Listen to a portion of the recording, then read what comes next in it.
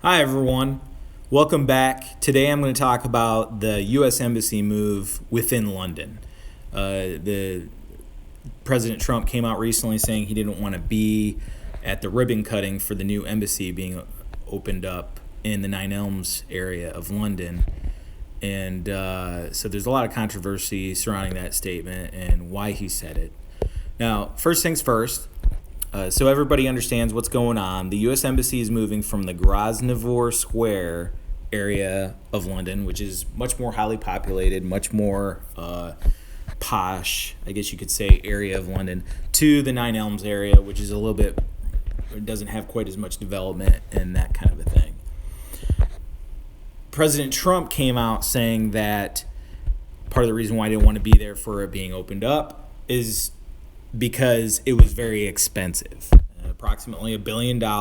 He doesn't believe that the expense justifies the move or vice versa or whatnot. And essentially that's kind of like fraud, waste, and abuse, that sort of thing, that he believes that should have cost a lot less. And he didn't understand, or portrays that he doesn't understand or doesn't agree with, why it was moved in the first place. So, which again, is kind of confusing. So why was the embassy moved? What is the whole point of this?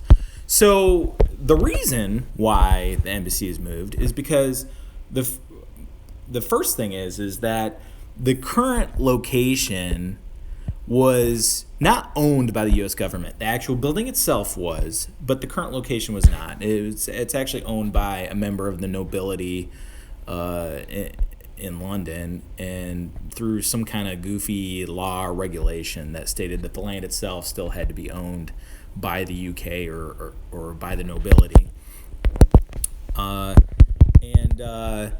The U.S. government itself only owned the building itself, all the materials and whatnot that encompass the building. So that's kind of that situation in and of itself is a bit silly, because that creates some kind of, you could argue, some kind of security issue in and of itself with just not owning the land itself. Now, moving on to even the main security issues are actually that because it is in that location, it's highly populated, it's a very cramped location, buildings on all sides, that kind of thing, more difficult to secure on main thoroughfares, whatever you want to call them, just more difficult to secure. And security issues in this day and age with the current climate, political climate, international relations climate is important. So those are the main two reasons why it was moved. Again, the current location not owned by the U.S. government, and then the security issues associated with not only that, but just the general location with the cramped spaces and whatnot. So then you have all these inaccuracies that a lot of people are taking issue with as far as Trump's statement, blaming it on President Obama, that he was the one that made the decision to move the embassy. That's not actually true. It was actually President George W. Bush who made that decision. President Obama just continued with the process and carried it out.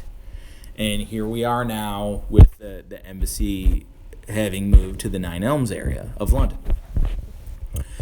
So you have those inaccuracies that make it kind of silly, and then the fact that Trump is essentially kind of overruling the reasoning behind the move.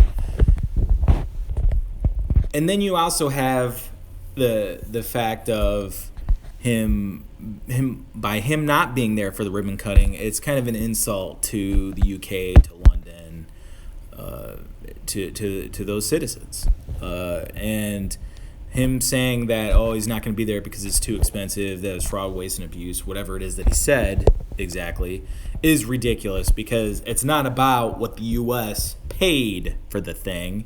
It's about being there to help, having some support for the UK in conjunction with it. It's a way of showing that connection with the UK and whatnot, and basically saying I'm not going to be there for that is ridiculous, and honestly a bit childish. So Having said that, everybody can draw their own conclusions, of course, and I'll see you in the next video.